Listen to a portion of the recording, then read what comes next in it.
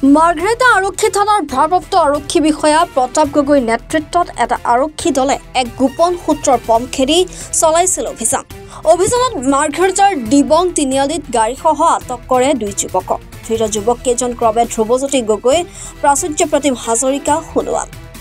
দুটা নিষিদ্ধ সামগ্ৰীৰ সৰবৰাহকাৰীৰ ঘৰ ক্ৰমে ডিগবৈ আৰক্ষী থানাৰ অন্তৰ্গত ২ নং গোলাই আৰু ডিগবৈ ইটাফাটত। যুৱক কেইজনৰ জিম্মাৰ পৰা প্ৰায় 11.93 গ্ৰাম নিষিদ্ধ সামগ্ৰীসহ দুটা মোবাইল আৰু AS23AC 4444 নম্বৰৰ এখন বাহন জব্দ কৰিবলৈ সক্ষম হয়। আৰক্ষীয়ে দুই অভিযুক্তক আটক কৰি সোধপোছ অব্যাহত ৰাখিছে। মই ৰাজখোৱা দিবং গাঁওৰক্ষী বাহিনীৰ সম্পাদক।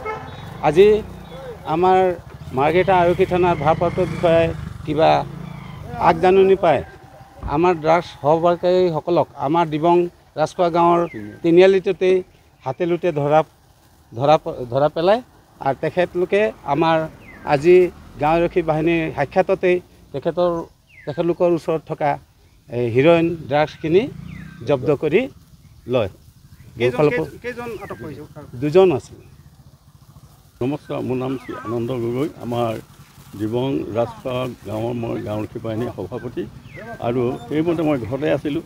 আমাৰ মাৰ্ঘেৰিটা থানা আৰক্ষী বিষয়া মহোদয়ে মোক মাতি আনি দেখিছোঁ যে ইয়াত এখন গাড়ীসহ তেখেতলোকে ড্ৰাগছ দুজনক কাৰ্য কৰে আৰু সেইমতে আমাৰ সাক্ষাতত তেখেতলোকক এৰেষ্ট কৰে আৰু ইয়াকে কৈ মোৰ আজি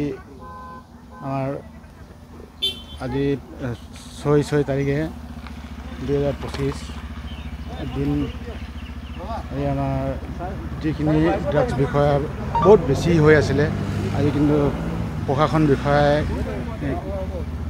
খেদি ধৰাৰ কাৰণে তেখেতক আমি ধন্যবাদ জ্ঞাপন কৰিছোঁ।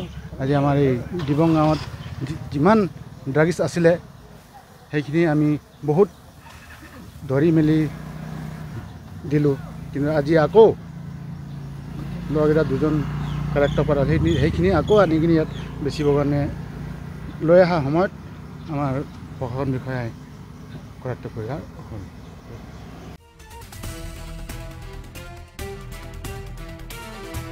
মাৰ্ঘেৰিটাৰ পৰা অভিজিত কাকতিৰ ৰিপৰ্ট, এনি ভাৰত 24।